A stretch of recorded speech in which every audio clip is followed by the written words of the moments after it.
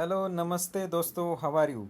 आज हम देखने जा रहे हैं medicinal toilet preparation excise duties act और रूल्स का जो नेक्स्ट पार्ट है, नॉन बॉन्डेड मैन्युफैक्चरिंग।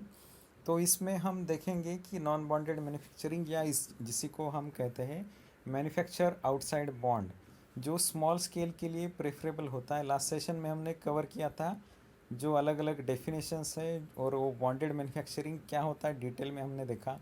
वैसे ही नॉन बॉन्डेड और बॉन्डेड में फ़र्क क्या होता है ये भी हमने पॉइंट्स वहाँ पे कवर किए। तो नॉन बॉन्डेड मैन्युफैक्चरिंग जो था, तो उसमें प्रीमाइसेस वो होता है जिसमें या अप्रूव्ड प्रीमाइसेस जिसके लिए आपको लाइसेंस इशू किया जाता है मैन्युफैक्चरिंग स्टोरेज के लिए, जिसमें आप मेडिसिनल टॉयलेट प्रिपरेशन बना रहे हैं which contain alcohol, opium, Indian hemp या अदर नारकोटिक ड्रग्स।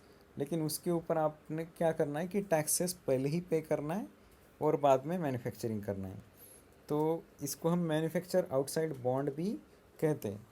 इसका जो एप्लीकेशन होगा, एप्लीकेशन आप जो करोगे, अगर 125 लंदन प्रूफ लीटर से आपको अल्कोहल कम क्वांटिटी में लग रहा है तो उसके लिए 10 रुपीज़ फ़ीस है। अगर कंजम्पशन वो 125 टू 500 लीटर्स के बीच में तो 25 रुपीज़ आपका एप्लीकेशन फ़ीस है। आयुर्वेदा, सिद्धा, यूनानी मेडिसिन्स जो भी है तो उसके लिए आपको 25 रुपये एप्लीकेशन की फ़ीस सिर्फ लगती है। जो इसका डिज़ाइन कंस्ट्रक्शन होता है लैब का, तो उसमें आपको ये लैब सेपरेट रखनी होती है बाकी एरिया से। उसको एक ही एंट्रेंस होना चाहिए। वहाँ पे 3 ही आपको कंपार्टमेंट दिखेंगे, स्पिरिट स्टोर, मैन्युफैक्चरिंग एरिया और फिनिश प्रोडक्ट प्रिपरेशन के लिए। लेकिन यहाँ पे आप डिफरेंस एक नोट कर रहे होंगे, जो हमने देखा था बॉन्डेड लैब में, वहाँ पे एक्साइज ऑफिसर के लिए कंपार्टमेंट था, वो यहाँ पे नहीं है। तो डिटेल में देखते हैं इसको। जो प्रिपरेशन एरिया होता है नॉन बॉन्डेड लेबोरेटरी का, वो सेपरेट होना चाहिए बाकी एरिया से।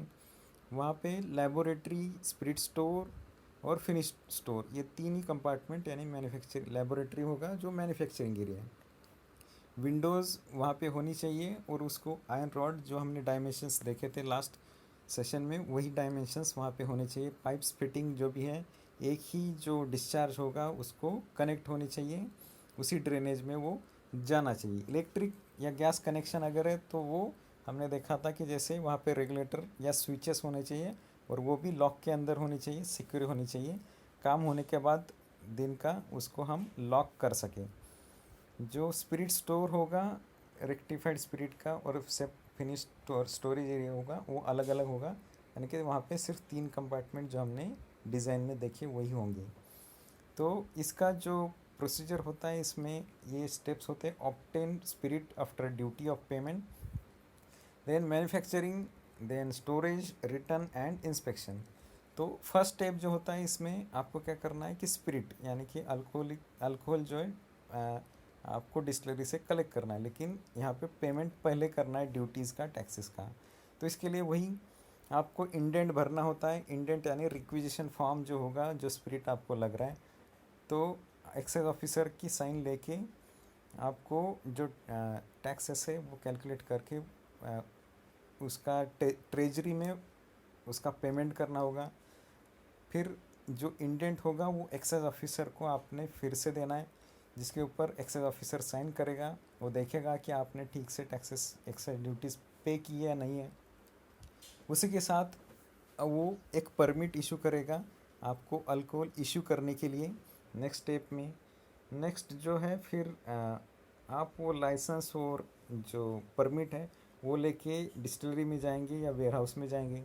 वहाँ पे आप कॉस्ट तो पे करेंगे ही, और उसका जो ड्यूटीज़ है वो तो ऑलरेडी आपने पे कर दिया है।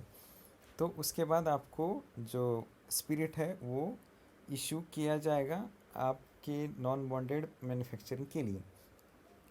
फिर आप मैन्युफैक्चरिंग करोगे, आपके जो नॉन बॉन्डेड लैब है वहाँ पे आप वो अल्कोहल या स्पिरिट जो भी रेक्टिफाइड स्पिरिट लेके आओगे।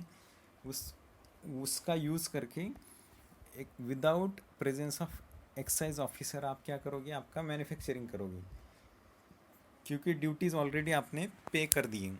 जो भी काम आप कर रहे हो, मैन्युफैक्चरिंग कर रहे हो, तो उसके लिए अलग से एक different distinctive batch number, date of manufacturing, कितनी क्वांटिटी में आपने बनाया, ये सभी डिटेल्स आपको रजिस्टर में आपको खुद को एंटर करना है।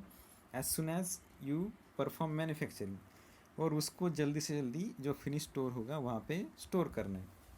जो स्टोरेज एरिया है, फिनिश स्टोरेज एरिया, तो वहाँ पे आपको स्टोर करना है, और उसकी एंट्री भी वहाँ पे जो स्टॉक रजिस्टर होगा उसमें करना है। जो फिनिश्ड प्रिपरेशन होगा वहाँ से आप अगर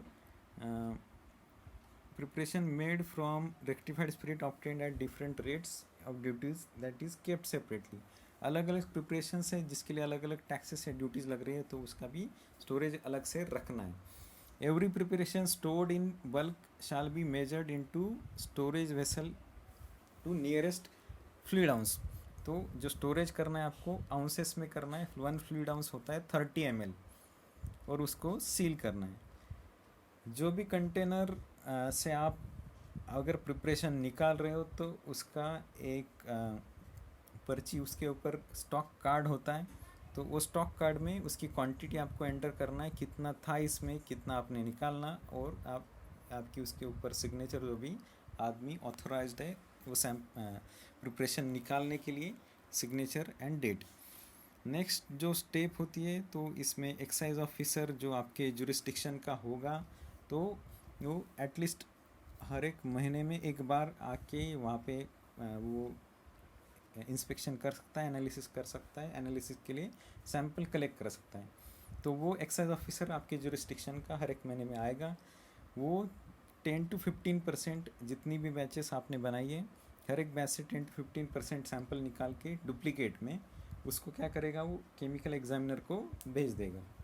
अगर आपको लगता है मैन्युफैक्चरर हो आप, तो आप भी उसके ऊपर आपका सील लगा सकते हो। जो सैंपल लिए जाएंगे उसके लिए कॉम्पेंसेशन, आपको कुछ पैसे उसकी कॉस्ट नहीं पे की जाएगी। जो एनालिसिस होगा वो केमिकल एनालिसिस करके एग्जामिनर उसका रिपोर्ट एक्साइज ऑफिसर को देगा। अगर आपका प्रिपरेशन ठीक है, सही है, तो जो डुप्लीकेट सैंपल है एक्स्ट्रा एनालिसिस के लिए लिया गया था, तो उसको फिर से आपको जो एक्साइज ऑफिसर है वो आपके फिनिश स्टोर में उसको रख देगा।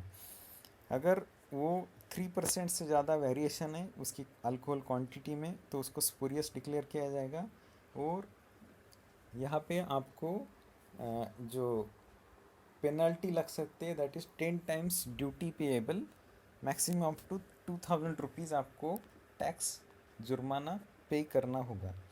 ओके, नेक्स्ट जो होता है रिटर्न्स, जो आप स्टॉक रख रहे हो, जो भी ट्रांजैक्शंस आपके हो रहे हैं, तो हर महीने के 5 तारीख को आपको क्या करना है, इसका अकाउंट जो एक्साइज ऑफिसर को सबमिट करना है। उसी के साथ आपको जो मैनेजर्स, असिस्टेंट मैनेजर, एम्प्लॉयज़ आपके लैब में काम कर रहे हैं, जो ऑथोराइज्ड लोग हैं, जो एंट्री के लिए उनको ऑथोराइजेशन है, वो सभी स्टाफ का आपको एक लिस्ट उसके साथ देना है। और जैसी अगर स्टाफ चेंज होता है तो उसका भी रिपोर्ट इमीडिएटली आपको एक्साइज ऑफिसर को देना है। इंस्पेक्शन जो होता है, तो इंस्पेक्शन नॉन बॉन्डेड लैब में वो ऑलवेज़ आपको ओपन रखना चाहिए। जो फिजिबल टाइम होगा या वर्किंग टाइम होगा उसमें इंस्पेक्शन हर एक महीने में होता है। जो स्टेट गवर्नमेंट के ऑथराइज्ड ऑफिसर हैं, बाकी भी एक्साइज ऑफिसर के अलावा वो भी वहाँ आके चेक कर सकते हैं, इंस्पेक्शन कर सकते हैं, जिसमें prohibition, land revenue, medical, public health department से भी लोग आके इंस्पेक्शन कर सकते हैं, उनको अगर लगता है तो, या गवर्नमेंट उनको ऑथराइज करता है तो। नेक्स्ट जो होता है, जो preparations, so that was the part related to non bonded lab. Next point हम देख रहे हैं अभी, जो प्रिपरेशन जिसके रिलेटेड ड्यूटीज़ नहीं लगती है, तो उसमें आते हैं गवर्नमेंट हॉस्पिटल, चैरिटेबल हॉस्पिटल जो भी होते हैं, जो डिस्पेंसरीज होती है, चैरिटेबल हॉस्पिटल या डिस्पेंसरीज जो लोकल बॉडीज़ के अंडर आती है। बाद में जो मेडिकल स्टोर होता है सेंट्रल या स्टेट गवर्नमेंट का, या एक्सपेरिमेंटल पर्पज़ के लिए भी अगर आप अल्कोहल या बाकी ड्रग्स यूज़ कर रहे हैं, तो उसके लिए टैक्सेस नहीं लगते, ड्यूटीज़ नहीं लगती है। और स्पेशल केस अगर है तो एक्साइज कमिश्नर से परमिशन लेके उसको एग्जम्पशन मिल सकता है। तो नेक्स्ट हम देखेंगे ऑफेंसेस और पेनल्टीज़ क्या है। अगर तो इसमें 3 टाइप की अलग अलग पेनल्टीज़ और पनिशमेंट है। एक जो लाइसेंस है उसके लिए, दूसरा एक्साइज ऑफिसर के लिए, और तीसरा पब्लिक के लिए। अगर जो प्रोविजंस इस एक्ट में दी गई है, लाइसेंस आपको जो दिया गया है वो आप फॉलो नहीं करते हो कंडीशंस, तो 6 साल की सज़ा और 2,000 रुपये जुर्माना। अगर ऑर्डर आपकी जो स्टॉक आप जो भी मेंटेन कर रहे हो ठीक से नहीं है तो 2,000 का जुर्माना। इलीगल सेल कर रहे हो जिसके ऊपर टैक्सेस ड्यूटीज़ लगती है तो 1,000 रुपीज़ तक का फ़ाइन आपको लगता है। अगर एक्सपोर्ट आप कर रहे हो तो उसका प्रूफ आपको देना होता है, अगर वो नहीं दिया आपने तो आपको 20,000 रुपीज़ तक फ़ाइन हो सकता है। अगर जो एक्साइज ऑफिसर या बाकी लोग इंस्पेक्शन के लिए आते उनको आप इंस्पेक्शन नहीं करने देते या फॉल्स इन्फॉर्मेशन देते हो तो आपको 5,000 रुपीज़ फाइन हो सकता है। If you fail to provide maintain weighing on the measuring devices, in that case also fine up to 1,000 rupees is can be offered to you. Then जो फैसिलिटीज़ लॉक या lock and की लगती है वहाँ पे, वो आप नहीं प्रोवाइड कर रहे तो 200 रुपये का फ़ाइन आपको लगता है। एक्साइज ऑफिसर जो है अगर वो टैक्सेस या ड्यूटीज जो भी कलेक्ट करता है वो तो वहाँ पे उसको भी 3 महीने की सज़ा या फ़ाइन दोनों भी हो सकता है। वैक्सेस या सर्चेस एंड सीज़र, अगर वो कुछ डाउटफुल सर्च या सीज़र करता है तो उसमें 2,000 रुपीज़ तक का उसको फ़ाइन होता है।